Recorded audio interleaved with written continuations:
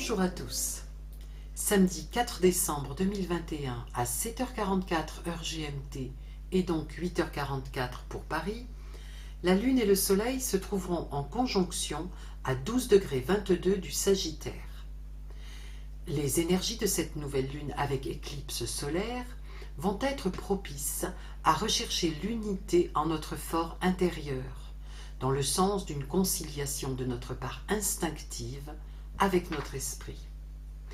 Le centaure, qui illustre ce signe du Sagittaire, représente bien le combat de notre part animale avec l'aspiration à nous élever vers les hauteurs célestes. L'éclipse solaire va favoriser l'émergence d'éléments appartenant au passé, possiblement très anciens, et elle va permettre des prises de conscience quant à la façon dont nous gérons nos émotions et nos sentiments.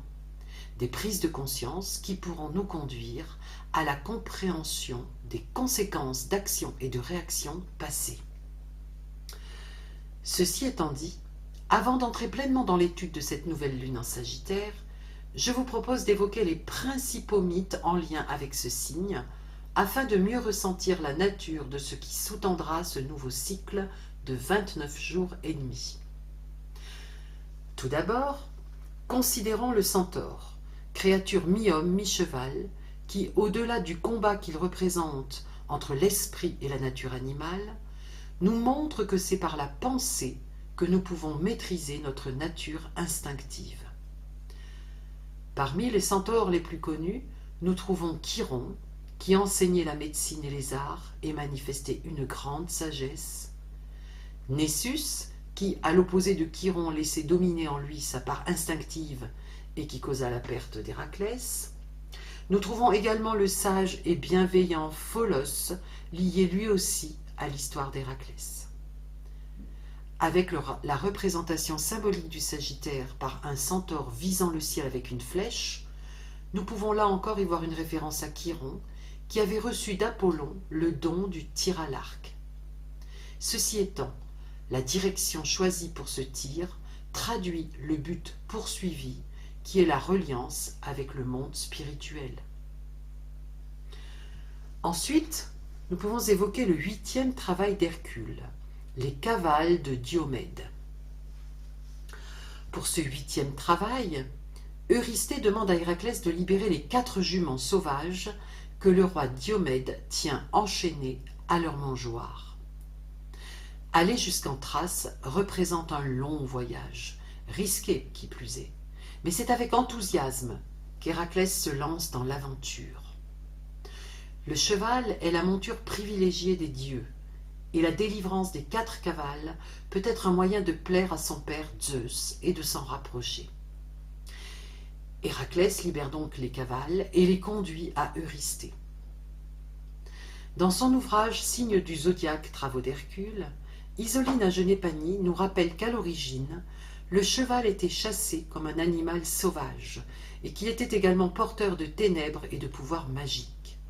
Peu à peu, avec le dressage, les habitudes de service et de la compagnie, le cheval est devenu la plus noble conquête de l'homme, quittant ses sombres origines pour s'élever jusqu'à une acceptation lumineuse, une épiphanie céleste tirant le char du soleil. Cette sublimation est le motif profond de la libération des juments par Héraclès. De ce fait, par analogie, il est possible de dire que le Sagittérien a le sentiment du religieux. Sa flèche est l'élan de l'âme qui tend à dépasser les forces de la nature pour un idéal transcendant. Pour rappel, le mot flèche en latin se dit sagitta, qui vient de sagio, qui signifie savoir, sagesse. Enfin, nous pouvons évoquer Zeus, la planète maîtresse du signe étant Jupiter. Zeus préside aux manifestations célestes, il est le souverain des dieux de l'Olympe, ainsi que le garant du pouvoir royal et du maintien de l'ordre et de la justice dans le monde. Ces différentes résonances mythologiques font apparaître plusieurs caractéristiques que l'on retrouve chez les personnes marquées par le signe du Sagittaire. Le combat entre l'esprit et les instincts, l'enthousiasme, la sagesse, l'enseignement, le goût pour l'aventure et les voyages, l'aspiration à un idéal transcendant, la spiritualité. Avec ce cycle lunaire qui débute samedi 4 décembre, il va donc être question de reconsidérer notre but de vie ou nos buts de vie. Il va être question de nous interroger sur nos idéaux. Ont-ils toujours autant d'importance pour nous? Nous apparaissent-ils toujours comme porteurs de justice et de sagesse? Les énergies en présence vont nous pousser à prendre de la hauteur pour faire évoluer notre vision du monde. Et pour mener cela à bien, les outils à disposition seront bien sûr avant tout la réflexion et la méditation, nourris par des lectures, l'écoute de conférences sur des thèmes qui permettront aussi bien de préciser notre pensée que de l'ouvrir à de nouveaux enseignements. Et bien sûr des discussions et débats avec nos amis ou avec de nouvelles connaissances. Mercure, conjoint à cette nouvelle lune, sera un allié, bien qu'en exil en Sagittaire. Cette position facilite la capacité d'abstraction, l'ouverture d'esprit. Elle apporte de l'optimisme et un goût pour le domaine de la philosophie. Elle pousse à élever notre pensée. Ceci étant, avec un orbe de moins de 3 degrés pour sa conjonction au Soleil, Mercure est dit combuste. Cela peut apporter une certaine impulsivité sur le plan mental, et la volonté, de même que la vitalité solaire, peuvent être plus puissantes que l'intelligence.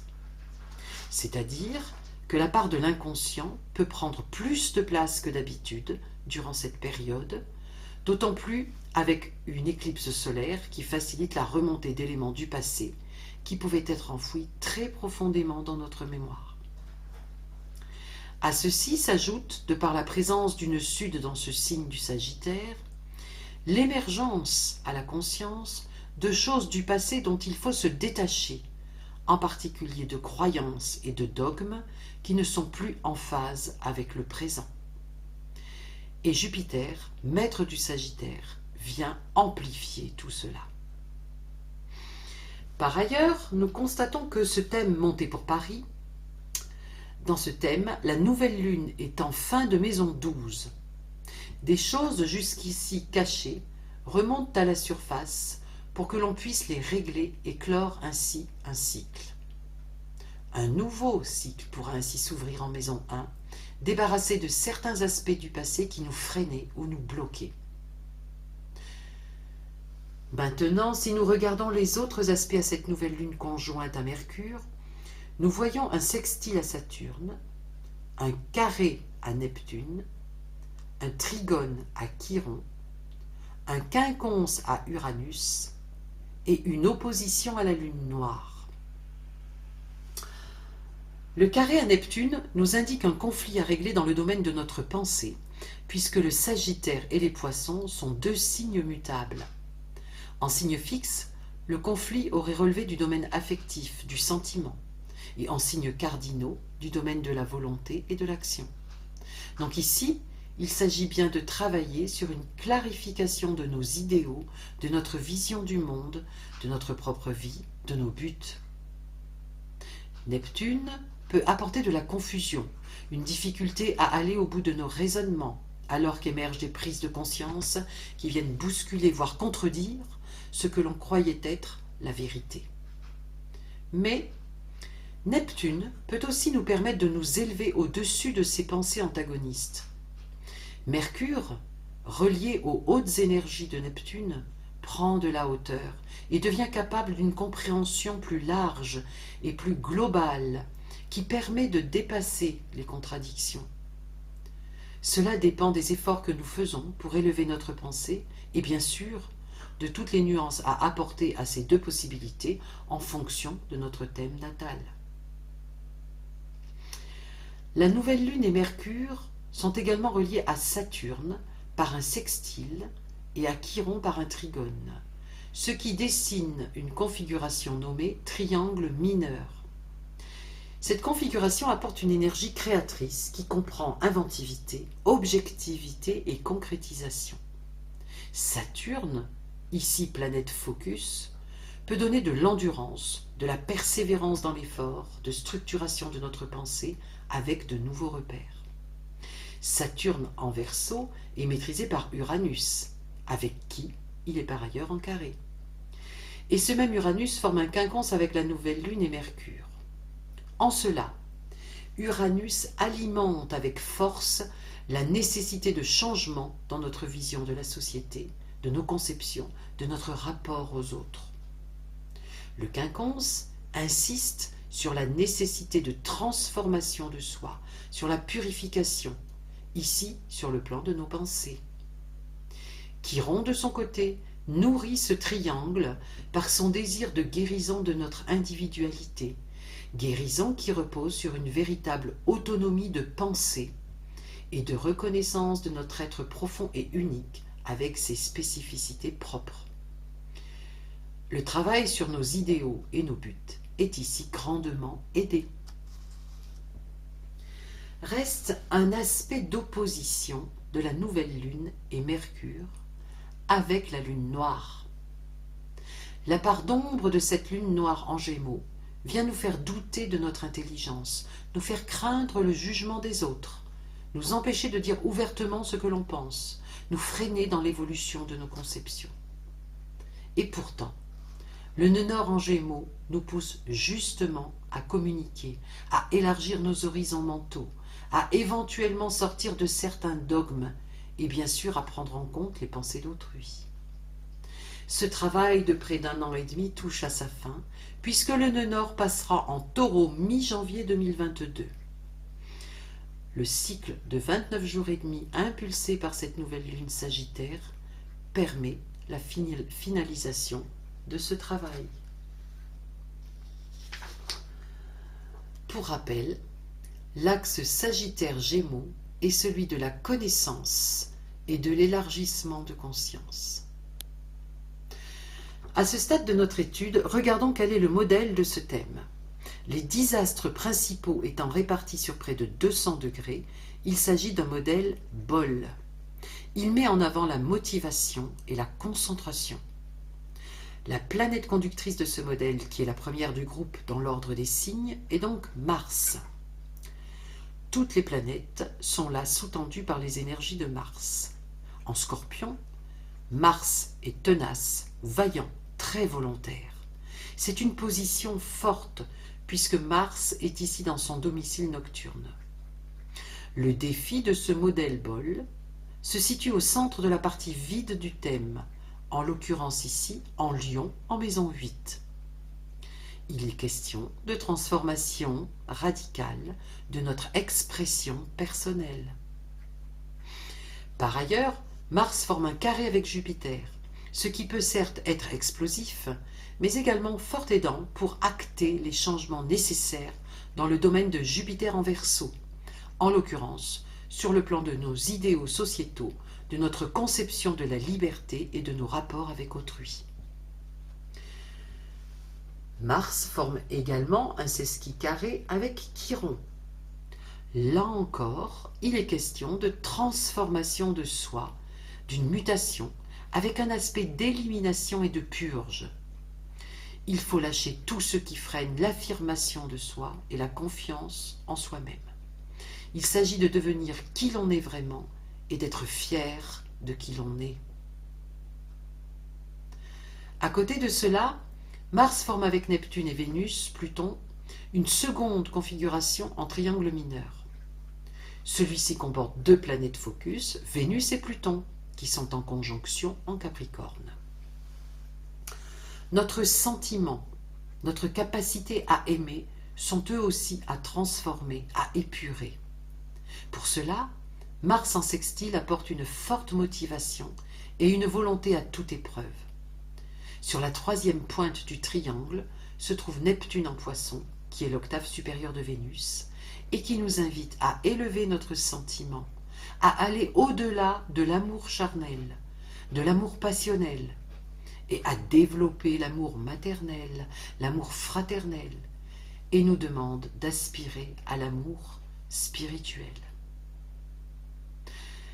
Je terminerai sur un aspect assez rarement utilisé, mais qui est porteur de sens dans cette lunaison. Il s'agit du septile Neptune-Uranus.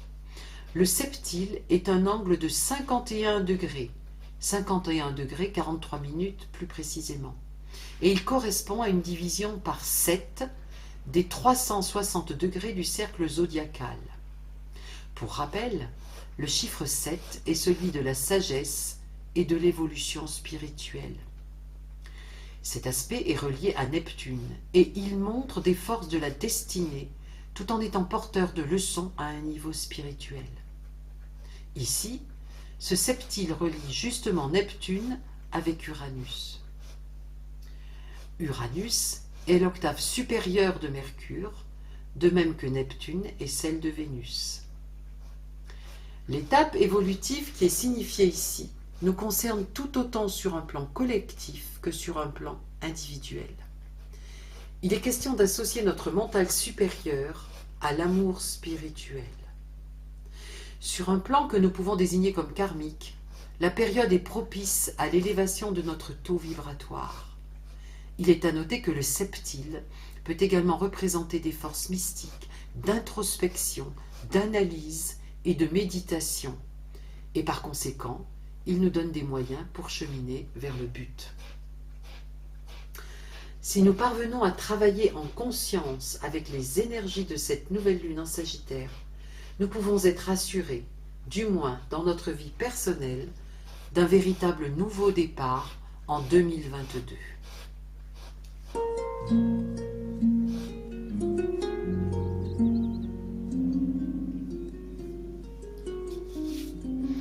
Maintenant, pour compléter cette étude, nous allons regarder le degré Sabian correspondant à cette nouvelle lune. Pour une position à 12 degrés 22 minutes, nous regardons le 13e degré. Le 13e degré du Sagittaire est intitulé « Une veuve voit son passé mis en lumière ». Dominante, le karma exerce son influence sur les chances offertes par un nouveau cycle. Un cycle d'activité parvenu à son terme, les zones d'ombre, les influences inconscientes qui subsistaient dans les événements qu'il marqua, peuvent alors en grande partie apparaître plus facilement à la claire conscience de l'esprit. La veuve représente le genre humain. Notre ère des poissons, sur le point de se conclure, a enterré la plupart des idéaux que jadis elle révéla et proclama. Quoi qu'il en soit, le nouvel âge devra compter avec maints fantômes oppressants. C'est un degré de rétribution. La résonance avec le thème de la nouvelle lune étant particulièrement forte, je pense qu'un commentaire supplémentaire est inutile. Nous allons donc terminer cette étude en regardant brièvement du côté de la numérologie et des arcanes du tarot. La date de cette nouvelle lune, 4-12-2021, nous donne 12 ou 21 selon la méthode de réduction utilisée. Les arcanes correspondants sont donc le pendu et le monde. Le pendu nous dit de faire une halte afin de prendre le temps de regarder le monde depuis un autre point de vue. À un autre niveau, il nous invite à retourner notre pensée, à effectuer notre métanoïa. Sur le plan de la méthode, il nous parle de méditation. Quant à l'arcane 21, il représente l'aboutissement de tous les cheminements, dont celui proposé par le pendu. Le monde est l'arcane de la plénitude et de l'accomplissement. J'arrête là l'étude de cette nouvelle lune et vous remercie pour votre écoute. Je vous souhaite une très belle nouvelle lune. À bientôt!